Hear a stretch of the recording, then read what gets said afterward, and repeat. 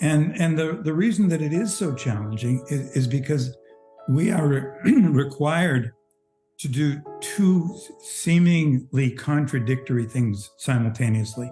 One is to give our committed, caring, purposeful attention to the relationship and to the needs of the relationship and to the other person without losing ourselves in the process. So we have to take care of ourselves and we have to take care of the relationship and the other person. And I think that when we misjudge or underestimate the magnitude of that challenge that we're faced with literally in an ongoing basis, there isn't a day that goes by that, we don't have to make a decision. Should I defer to, my partner, or do I need to take a stand on this? Are you struggling in your relationships? Or maybe you just want to learn how to communicate better in your relationships? Maybe argue less? Well, then you're in the right place, because in this episode of the Mental Health Toolbox, we bring on relationship experts Linda and Charlie Bloom. Linda and Charlie Bloom are best-selling authors and acclaimed psychotherapists and relationship counselors who have curated a straightforward approach to help improve the relationships in our lives.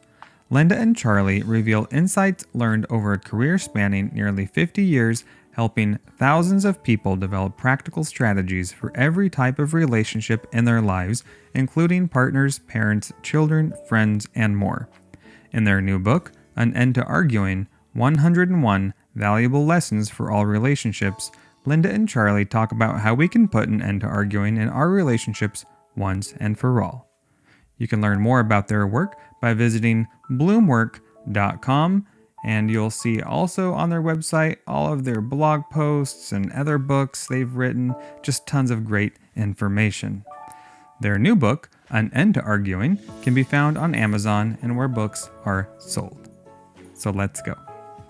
If you're getting value from this content and you haven't done so already, be sure to subscribe to the MHT newsletter. That way you don't miss out on any new content as it's released. And as my way to say thank you, I have some freebies waiting for you there. You can find the link in the description below.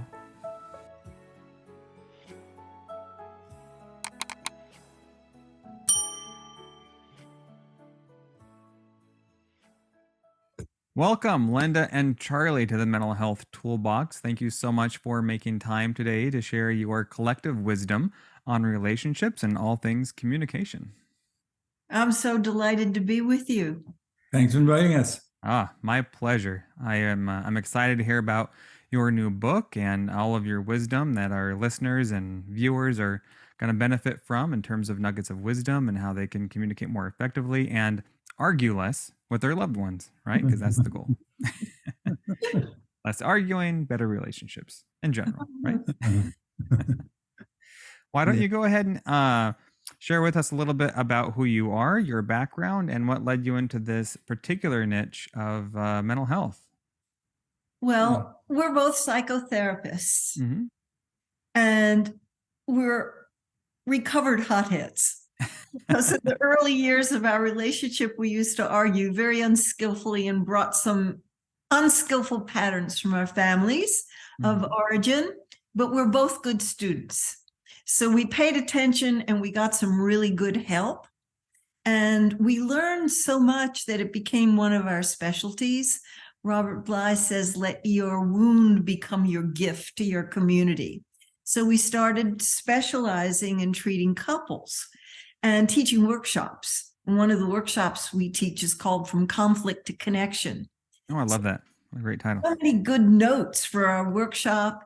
And we blogged a lot about conflict management and repair and forgiveness and apologies and so forth, that we said we should really put this all together in a book to really help people have more harmony in their life and save them some trouble. I love it. What a way to give back and also leverage your expertise and what's worked for you. I think that's always the secret sauce, is when something has worked for you and then you're able to turn around and share that with other people. It's especially effective because you know the ins and outs of it because you were in the trenches of it yourself, right? Right. Yeah. Good stuff. All right. Yeah. We like to think that we walk the talk And I think that's really critical if you're doing this work of, particularly with couples therapy. Advice is so easy to give, and it's not necessarily going to be helpful if you don't really know the territory. And I think one of our claims to fame is that we have not had a perfectly smooth relationship, that we've had some serious ups and downs. And like Linda said, we've been able to learn from them. We've learned so much from the clients that we've worked with and students. And, so being a lifelong learner really is, I think, one of the keys to it, because you're going to make mistakes. Mm-hmm. Mistakes aren't the problem. The question is whether or not you take anything away from those mistakes, whether there's something of value that you have learned that you can apply in the future, so you don't continue to repeat the same kinds of mistakes. So, golden nugget right there is that it's not about having a perfect relationship, right? It's about learning from your mistakes, right? Whether it's a communication or otherwise, and then trying to not repeat those mistakes. Yeah, put quotes around mistakes, because they're really not, they really are truly, I know this is a cliche, but they really are learning opportunities. Mm-hmm. And our students, clients, and readers love it when we tell our gory stories about when we didn't do it right, and then how we learned to do it better. And they seem to be inspired because they see that we're so happy. We just had a 50th wedding anniversary. Wow, congratulations. Thank you. And, it's not just staying together for 50 years, but really we're thriving, and we're in a golden age, and really enjoying our lives and enjoying our family and our friends. And so they see that we're really happy now. So when we tell the dark, shadowy stories, it seems to inspire them that they can do at least that well. They were so screwed up, and look how happy they are. Let's pay attention to what they're saying. Absolutely. And I, for one, really appreciate your transparency. It takes big people to admit, and share your personal struggles, right? Especially relationship stuff. That's a special kind of self-disclosure that I think is really appreciated, especially when you're helping this population. I'm sure it makes a big difference. Yeah. Yeah. All right. Well, I'm excited to dive into this with you. So your book has been out for a couple months now, right? Came out Valentine's Day. Yes. An End to Arguing, right? Right. Excellent. Do you have that with you so we can all see it? Have it here, and we're proud of it. And we published 4 books before this one. And the people who have read all of our books, a lot of them say this is your best book, and we are inclined to agree with them. Excellent. Well, I can't wait to get my hands on it. Very good. Very good. Do you have an audio book version of it, or is this just not yet? Not yet. Okay. No. In the works? Coming soon. Oh, that'd be great. I'm an audio guy myself. I love reading, but I really love audiobooks because I can, maybe it's multitasking. I don't know. I find it very grounding because I can be in the garden or doing other things while I have it in my ears. And it's different kind of learning. Wonderful. Wonderful.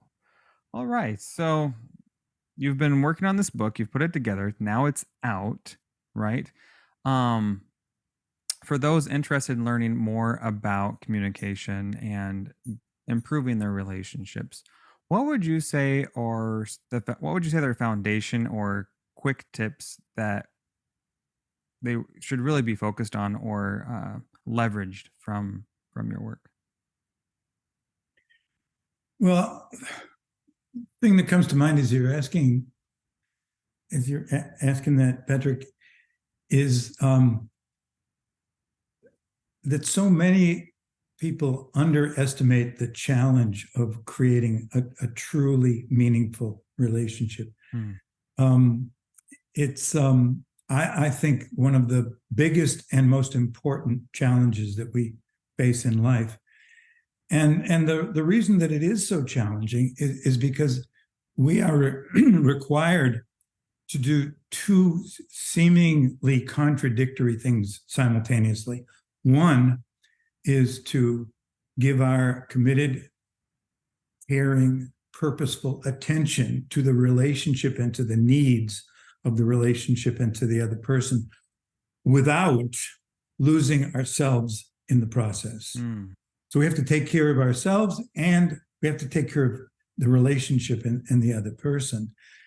And I think that when we misjudge or underestimate the magnitude of that challenge that we're faced with literally in an ongoing basis, there isn't a day that goes by that, we don't have to make a decision. Should I defer to, my partner, or do I need to take a stand on this? Everything from small things, like whose turn it is to do the dishes, to big things, like we're going to have children or not. Yes. Doesn't get much bigger than that. Yeah. Every day we're faced with that challenge. And I think that when we fail to recognize the magnitude of that challenge, it's really easy to get into blame. There's something wrong with, you need to see it my way, or I need to get behind your view, this view that it's one way or the other. It's one of us is going to win, one of us is going to lose. That's set up for argument, because then we have to defend our position. And when we're defending it, it's really hard for us to hear openly without judgment what the other person feels and needs.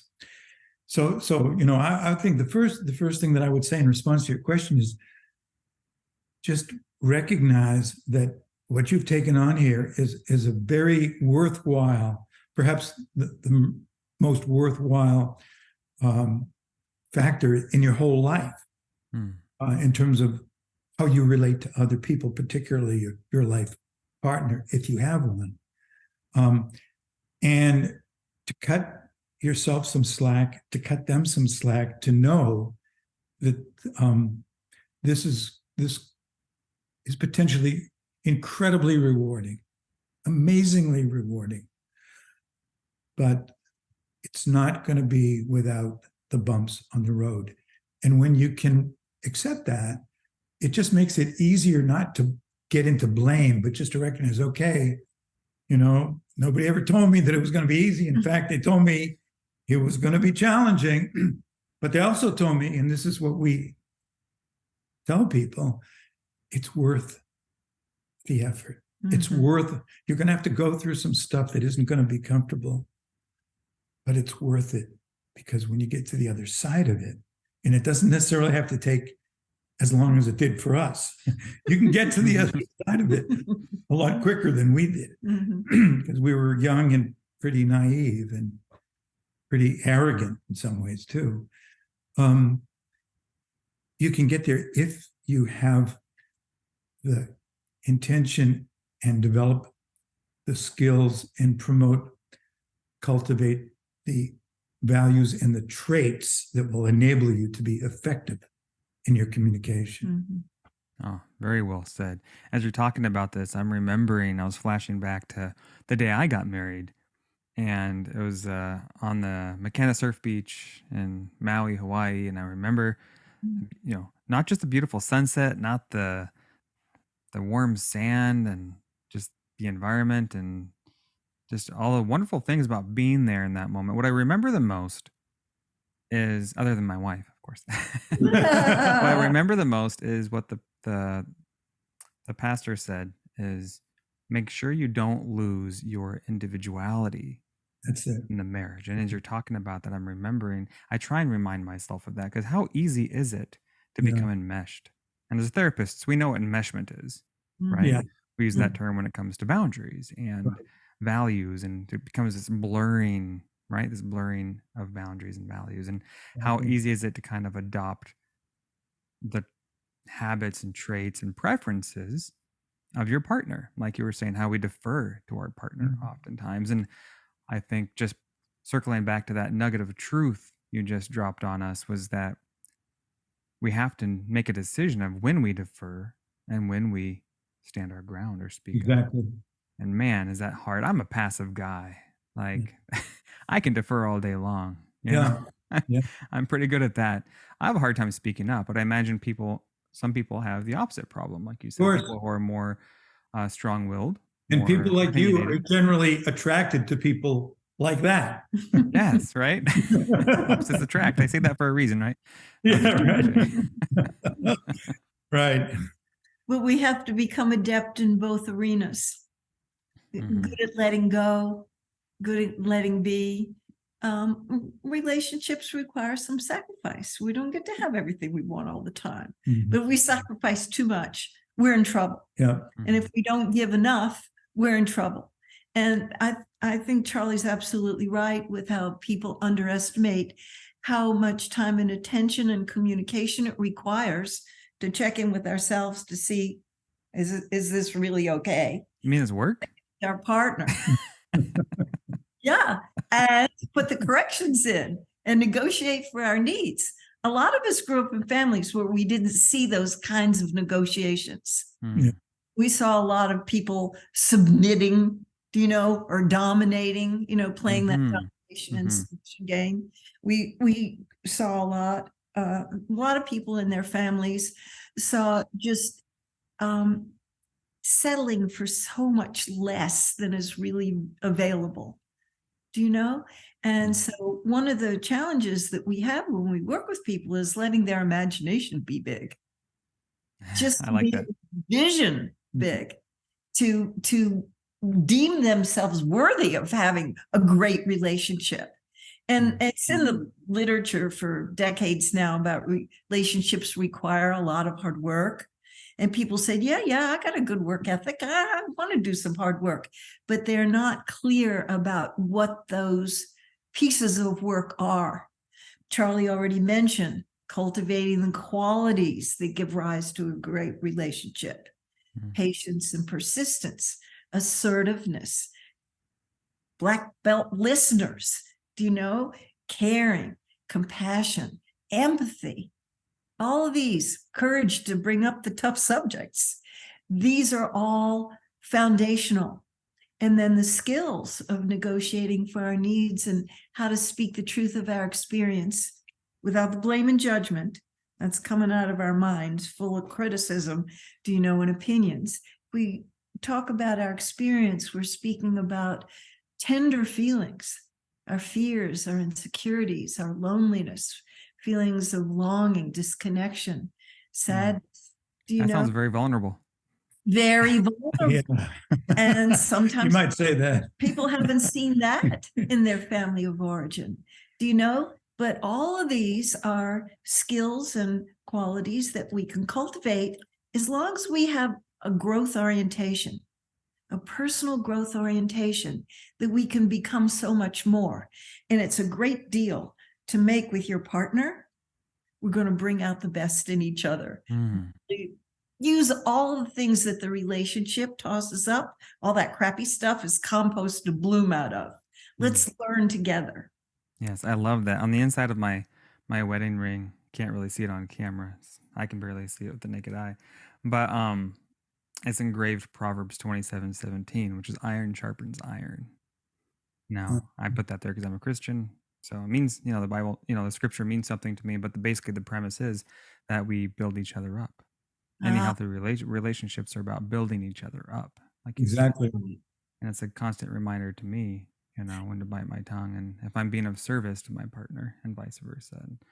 And, like you said, it requires being vulnerable, but I love what you say about negotiating. Yeah. Right. Oftentimes we think, like you said, about having to make a point, defer, or be assertive, or more aggressive, I say, is a propensity for a lot of people to be more passive or aggressive with their communication. But assertiveness is a skill, right? I love how you frame it, a black belt in communication, right? And there's so many of us who believe that we love each other. We shouldn't need to negotiate. I mean, that's something that you do when you're in business. This isn't a business relationship. This is a love relationship. It's based on love. It's not based on, tit for tat. It's not based on, anything about what can I give and what am I going to get out of this? Well, that's exactly what's involved with it. We all have self-interest, and we all have interest in preserving the quality of our relationship. And those are the two things that, like, we're saying earlier, at times are going to come in conflict with each other. And we are going to have to negotiate. We're going to have to know what it is that we're willing to let go of and what it is that we're hoping to gain in the process of accommodating the other person, or in the process of holding my ground, taking a stand and saying, this is really important to me. And I understand what you need, but you have to recognize that this is something that means a lot to me too. It's a hard thing to do for some Very people. hard. Yeah, it can be really. Sounds like what you're saying, Charlie, is it's not about keeping score, obviously, but more about prioritizing our highest needs and then asking our partners to help accommodate that. Exactly. And to get to the point where you don't need to keep score, there's got to be a fundamental trust in the other person's intention and in their motivation, to trust that they're not doing or saying this to hurt me or to control me, and I can count on them to fulfill their word on this. So often when there is a breakdown in communications, it's caused by an underlying breakdown in fundamental trust, which is you just give me goosebumps, Charlie. That one makes a whole lot of sense. When we talk about trust in a relationship, it's not just trusting your partner to be faithful, right? It's trusting their motivations are in the right place, even if they didn't think about all the moving parts that may have affected other people.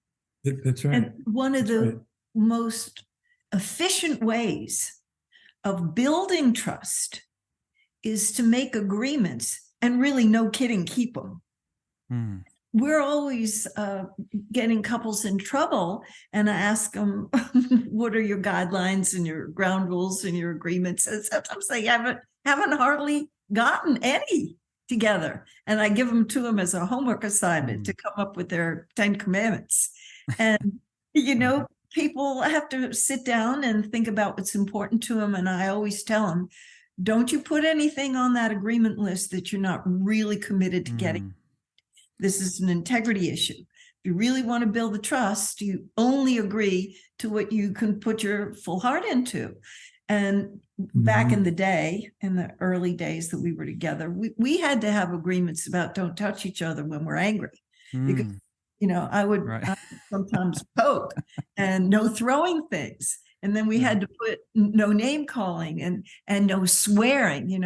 Some people can tolerate that, other people can't. Cursing was not in my acceptability list. And then we put more ground rules on there that we really needed, because we were both so intense and passionate, we would get overheated, and we had to put a timeout ground rule on there. If we got overheated, that we could take a break. But we would always come back, and that was ground rule list too. And so we encourage people to work out their agreements and then really, no kidding, keep them, because the trust will get stronger. And we see a lot of people who are in trouble that have damaged their trust. And we want them to hold on to the possibility that not only can the prior trust level be achieved, but even more than that. We call that stronger at the broken places. Wow. Because of the attention that had to be focused on that area of discord, that weak area can become their greatest strength. Wow. I love that, Linda. And I love how you phrase the 10 Commandments as the no kidding commitments. So no takesy backsies, right? Yes. And like a bone, like you said, the broken place. Like if, bones only grow back stronger if you put a cast on them, right? If you leave them broken, they don't exactly get stronger. One of the things that if we probe with people who have not kept or made agreements, which is pretty common, they don't seem to often they don't seem to see a need for it. It's like, well, we don't need to learn how to negotiate. We don't need to, we love each other. So why should we need to do that? But So romantic. so naive. Right. So one of the things that we discover is that they have such a dismal record in terms of keeping their agreements that the trust has been damaged to the point where they don't even bother because they don't even expect the other person to fulfill it. We're so skilled at coming up with justifications, rationalizations, excuses, so that when we don't keep an agreement, we've got this built-in rationale to justify why we did it or why we didn't fulfill it. And I think it's so easy to underestimate the damage that does when we don't own our responsibility for failing to keep our word. It's a huge thing. Linda used the word integrity. Integrity, trust. I mean, these are the foundational aspects of relationship. And even if you've damaged your integrity, and even if the trust level in the relationship is low because you've neglected to do what you need to do to sustain it, it's always possible to bring it back. And like Linda said, not only to bring it back to the level that it was before it started to break down, but bring it to a higher level than it was, maybe even higher than you thought it could be. It's always possible, but it's going to take some work. That is some real stuff, in terms of managing expectations, right? You see that a lot with addicts, right? When you're working with addiction. And one of the biggest struggles is people lose confidence in your ability to keep your promises. People lose confidence in, this time I'm going to be clean, right? Same thing applies in relationships and trust, right? When trust is broken, the expectations of our counterpart become diminished. And you lose trust in yourself when you do that. So not only do they not trust your word, but you don't even trust yourself. Like if you hear yourself thinking, well, I'm going to do that, there's a voice in the back of your mind that says, no, you're not. Don't bullshit yourself. You're not going to do it. And I think the analogy with the recovery from alcohol or drug addiction or any addiction is a good analogy because there's a lot of failures before people really clean up from their addiction and stay alcohol or drug free. And in the process of recovery from damaged trust, there's a lot of fall down, get up, begin again, fall down, get up, and you begin again. And people want to feel that there's a steady ascent. Yes. It's not so clean and neat that way. It's 3 steps forward and 2 steps back and 4 steps forward and 4 steps back, but as long as you're going in the general right direction and that you keep coming back to your intention, you keep coming back to your agreements, you keep coming back to your commitment, and it takes as long as it takes. And it's a difficult journey for a lot of us. We have a skewed sample, of course, because a lot of the people who are in our network come to us because they're in trouble. But when we're looking into our friendship system, we see a lot of arduous work that needs to be done there, not just in our clients and students. And so I think it's the human predicament that romantic partnerships and relationships in general are pretty challenging. And I think that's where we get the biggest bang for our buck in the happiness department. So the admission ticket's kind of a steep price on it. Wow, I love that. That's so true. So true. And before we drive past this particular subject, I'm wondering, how do you help your clients or students get through these subtleties when it comes to the 10 commandments, right? The agreements, when you're coming across things like trust, or maybe how do you help them follow through on their commitments? Is there any structure around the commitments, any action plans? It's very helpful when people identify what it's costing them. And if they can even peek out of the corner of their eye what the benefit is going to be if they clean up this particular dysfunctional pattern that they have. Mhm. A lot of people are conflict avoidant. Do you know, they think conflict is dangerous. And so they try to, I call it candy coat the cesspool. You know, they sugarcoat the dark stuff under there. And if they start to see, my partner doesn't really trust me because I don't bring up the tough subjects. And when she brings up the tough subjects or he brings up the tough subjects, I change the subject or I say, I don't want to talk about it. You know, I have my ways of dodging the issue rather than finding my courage to risk leaning into the challenge to have this discussion.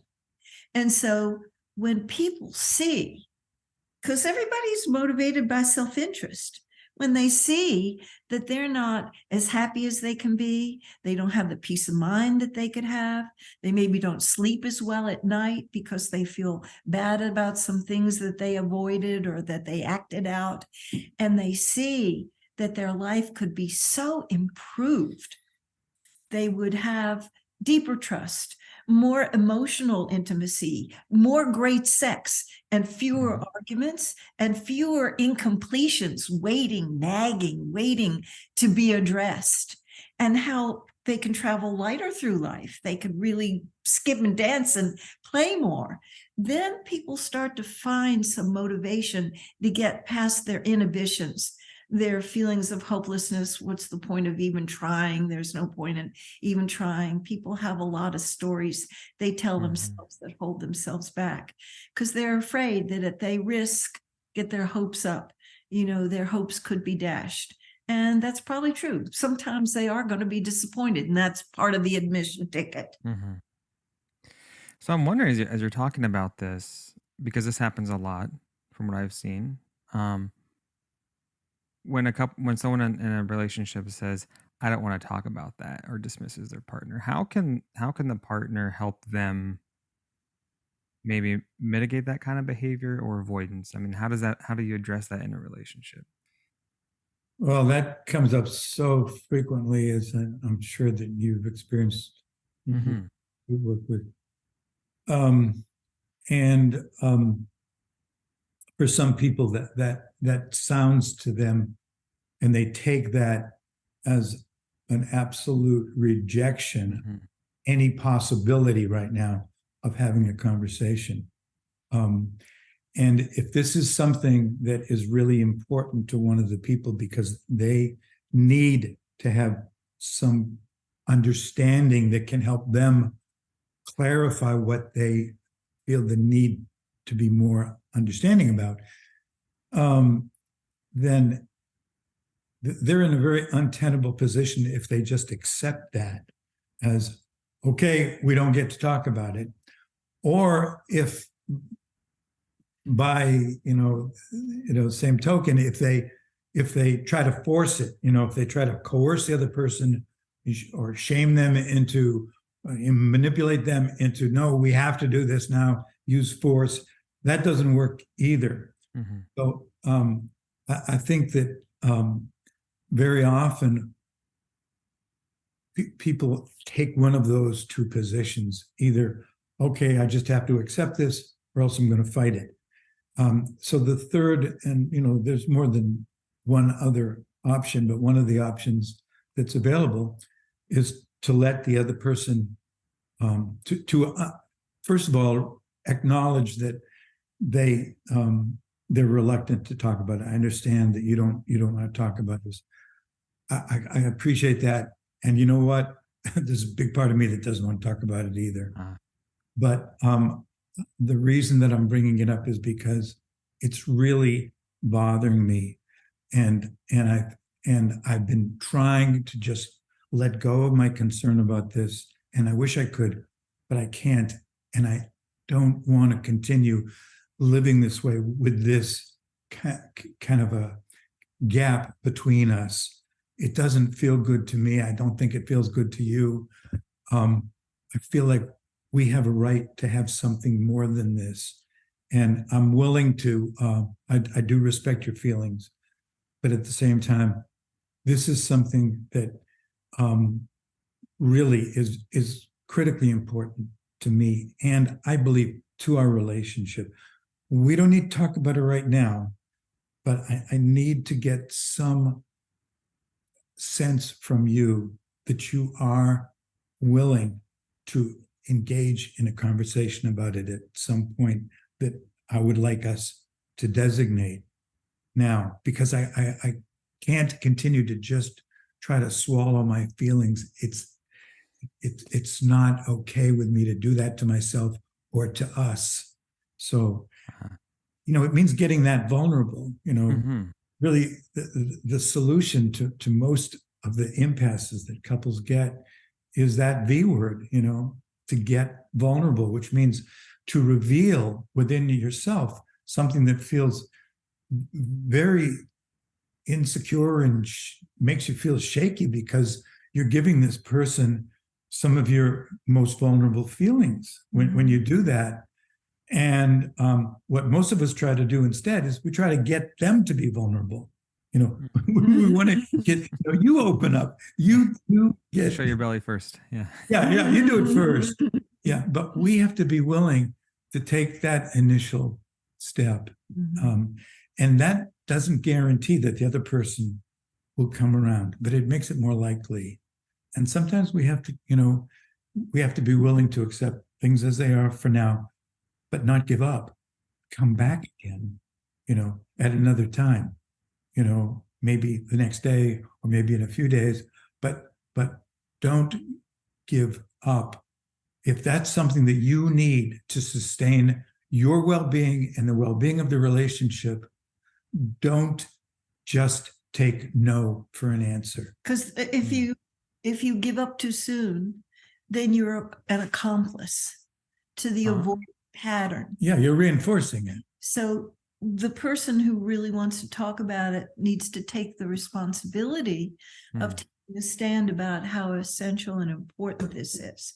They also need to self-reflect and see if they're knocking themselves out to create a safe, secure environment for the person who's reluctant to speak up, to speak into, because maybe they haven't been as tender and vulnerable and open as they need to be to create the context for the other person to open up. That could be a big ask too for somebody who has a particular thorn in the side of the relationship that they want to address, and they feel like, why should I have to accommodate my partner when this is an issue they're avoiding? I could see that would be a tough pill for some people to swallow. It is tough. And the level of responsibility required to have a great relationship is pretty big. And so if we're in a disempowered position of waiting for the other person to initiate and the other person to step in, and the other person to bring up the subjects, and that kind of passivity can get us in a lot of trouble. Another thing that's helpful when there's an avoidant pattern like that, and the stopper of, I'm not talking about it, I don't want to talk about it, would you at least be willing to talk with me about what your reservations and considerations are? Because people are afraid of getting shamed, afraid of being dominated, afraid of being abandoned. And if you know this about me, you'll think less of me, not respect me. People have a lot of fears. They've got good reasons why they're avoidant. And if they can at least talk about some of those things, that can be a preliminary conversation that sometimes can slick the way, a deeper conversation about the real issue. But sometimes it's just, it's too hot a material to go right into it. Right. You kind of side door. Yeah. Go out a side door. That's I think about that in therapy when working with clients. Oftentimes there's topics that are too triggering, too sensitive, maybe because it's shame, guilt, or otherwise trauma. But if you can talk about their objections, right? Yeah. Like you said, then you can sometimes get them talking. And, the brain's great at following a train of thought once it gets started. That's right. That's right. So I'm hearing validation is really important too.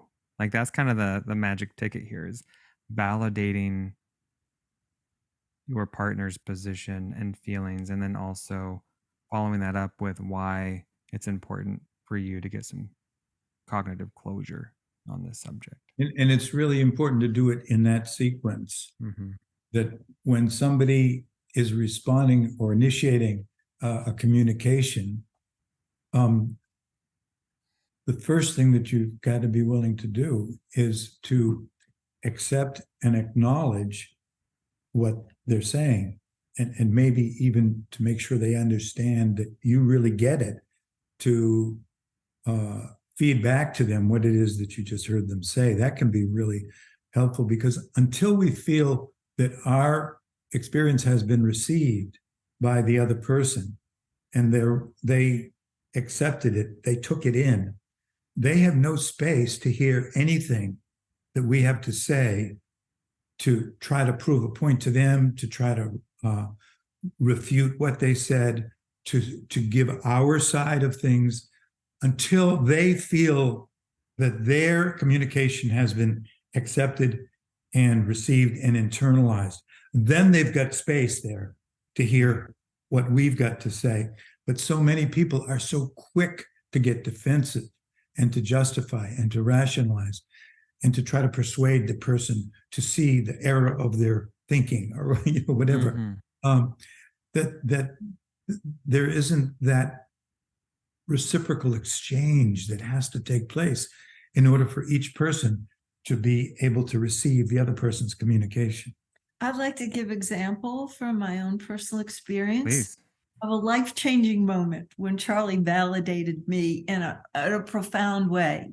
And I've always had a lot of anxiety all through my childhood, adulthood, and I had a nice, dignified and graceful persona to cover it up, but inside I had a whole lot of fear and anxiety going on. And when we were getting closer to each other at the beginning of the relationship, I confessed to him, and I said, I get up every morning, I'm afraid. I'm afraid about the challenges that I've taken on. Am I going to be able to meet my commitments? And I've hidden it from you, and I just really want to confess. I have a lot of fear and anxiety. And Charlie said, bring it all to me. I'm going to eat it.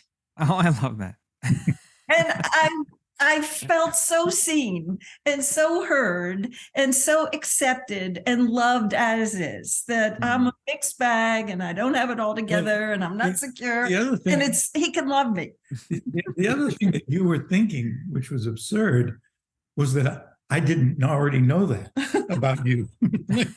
Well, yeah, I mean, like, how could I You think you're hiding it, but it's been living with you for 10 years. No, I came out of the closet Well, about my fears earlier than that. Whenever, It was nice to confess and to be accepted.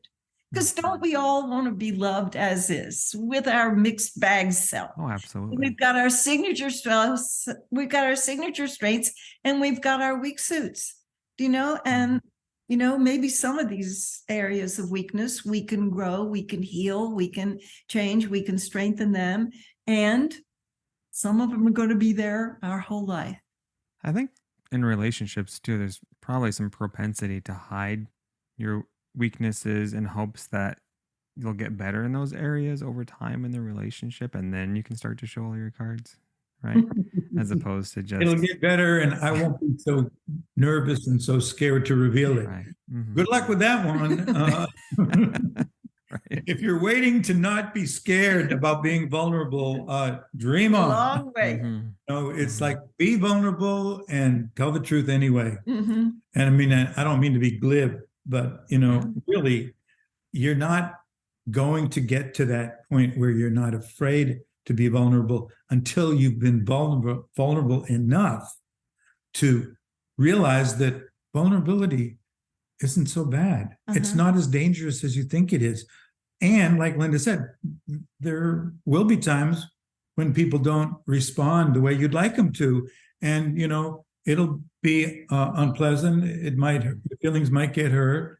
You might be disappointed. You might get triggered in some way, but you'll get over it. Yeah. And every time we risk it, we grow a little bit more courage. That's right. Yeah. I love it. That's right. You build that muscle. Yeah. Of vulnerability. Now, Exercise. ideally, that's happening on both sides, right? So there's not this power differential that creates, But yeah, that's well said. If you just show all your cards, it gets easier. It does. Right? Yeah. Plus, you have less mental ram being tied up, you know?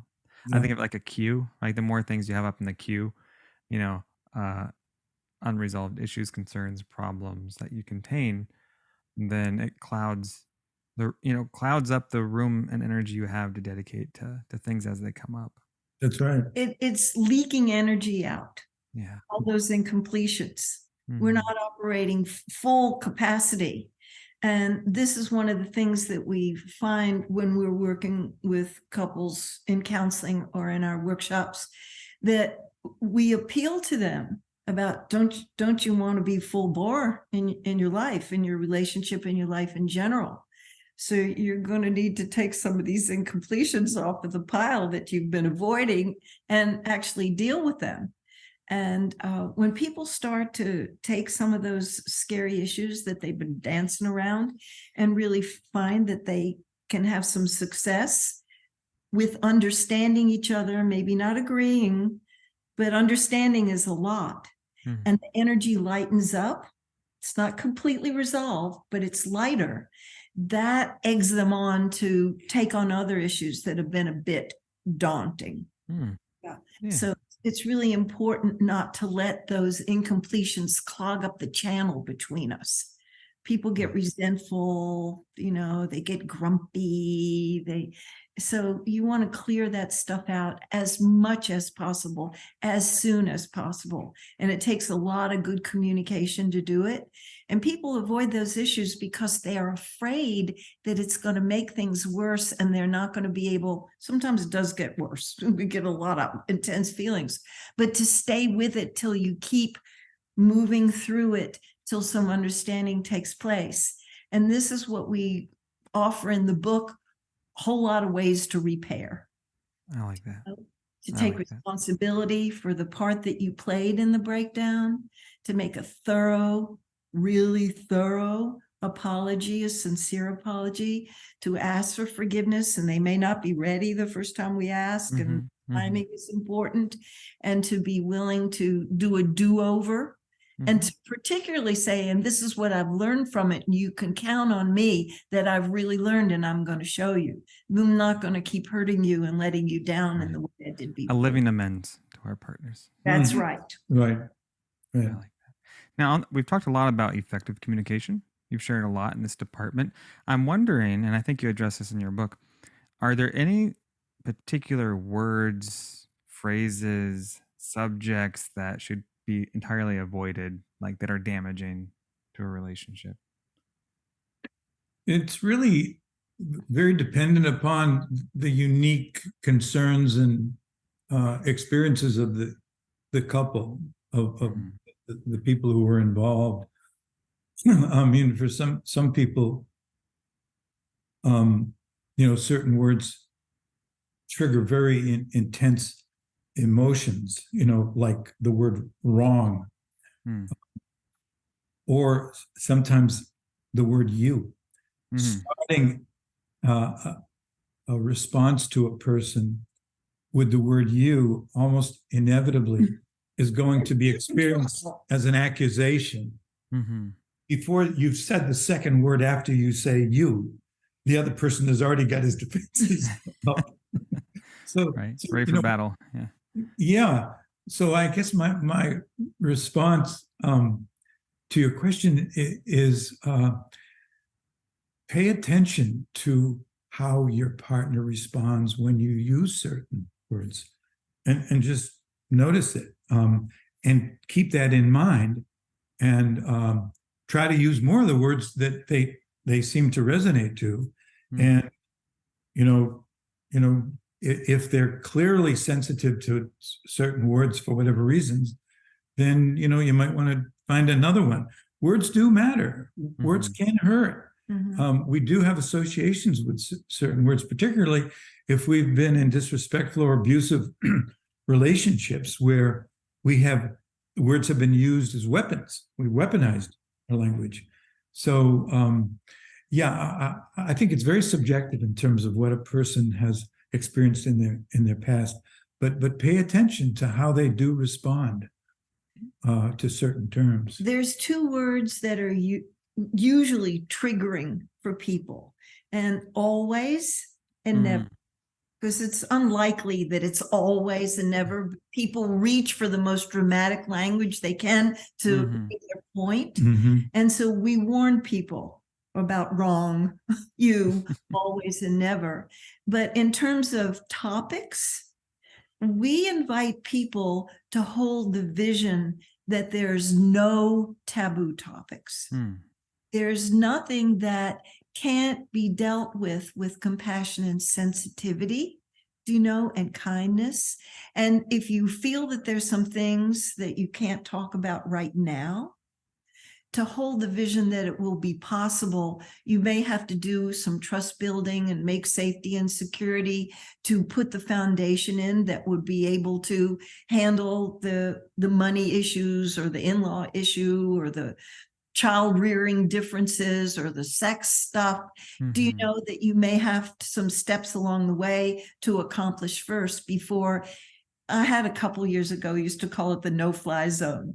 They had a lot of no-fly zones, that there were a lot of things that they couldn't talk about this, I like that thing. And they came to therapy because they didn't want to have no-fly zones anymore. And they knew that they weren't up to doing it without some tutoring. So, we worked at, what are you so afraid of about talking about this issue? And they got their strength up so that they finally did feel that there wasn't anything that they couldn't talk about with enough respect and patience and compassion. Thank you. It's very helpful. And I'm sure we're just scratching the surface on all that you have to offer in your book, and as well as I'm sure your courses and everything you have there. I'm wondering, where can our listeners learn more about you and the work you're doing? Well, best place to look would be in our website. We got tons of stuff on there, videos that we've done and blogs that we've written. And the website is Bloomwork. All right. This is it right here? There it is. Yep, that's it. Excellent. LOOMWORK.com. And that'll take you there, and lots of information that I think will be helpful. Our seminar schedules on there, and our books and wonderful different things that we've offered. Excellent. Wow, it's pretty elaborate. Yeah, those free ebooks. Yeah. Wow. Yeah. So that's these probably are your other books, I assume. What's that? Are these your other books? Yes. Yes. Wonderful. And this one is our wedding picture. Oh. That which doesn't kill us. That was a very dark time in our relationship where we almost threw in the towel. Wow. We were arguing so bitterly and had an irreconcilable difference. And man, we really learned a lot during that challenging time. And that was the book that gave rise to an end to arguing, because we learned how to have our differences and make a big space for it to float until it finally did get resolved. But it was a pretty challenging time, and I didn't think we were going to make it through with an intact family during that time. So that's a gory story, but it's got a happy ending. How wonderful that you have these available, and to speak from your lived experience and triumphs and tribulations. And I know what I'm adding to my reading list. Oh, good. That's great. Wonderful. And so you have a YouTube channel? Yeah, we got a lot of stuff on our YouTube channel, and we have over 600 blogs on Psychology Today, where we got 10 million hits. Wow. So fantastic. So you're deep in this work, obviously. Yeah. Wonderful. Well, I'm always happy to find new treasure troves of resources for our listeners and viewers, and anyone that stumbles along the mental health toolbox. And so I'll be sure to link up everything for you guys there. And then this is your book on Amazon, right? Yep. That's it. Wonderful. An End to Arguing, right? 101 Valuable Lessons for All Relationships, which we could all use. So definitely excited to learn more there. If our listeners have any more questions or would, like to have you back on, I hope you're willing down the road, if you don't mind me checking back in with you, see how things are coming along. I'd love that. Yeah, it's been fun. Excellent. All right, guys, here you have the green light. So ask away, and I'll see if I can rope them back in. for Linda and Charlie. Thanks for the work you do in the world. Yes. Yeah. Thank you. Well, it's an honor and a privilege to have you on, and love the work you're doing. And thank you for the resources and sharing your wisdom and collective knowledge in this such important area of life. I don't think anything gets more important than relationships. People will be on their deathbed and they're not going to say, I wish I worked more. That's They say, right. man, I wish I had a do-over on my relationships. That's exactly right. Right. So thank you for this and the work that you are doing to make sure that we're all living our best lives and fostering healthy relationships. So, thank you. Right on. Thank you. All right. Till next time. You guys take Okay. care, okay? All right. Bye-bye. Hey, if you're getting value from this content and you haven't done so already, be sure to subscribe to the YouTube channel and podcast wherever you listen. If you happen to listen on Apple Podcasts and don't mind taking a moment to leave a review there, it really does a lot to push it out to more people and raise mental health awareness. If you find any particular episode helpful, please do share with friends and family. Well, there you have it. Another tool to help you thrive. Till next time, make good things happen. Bye-bye.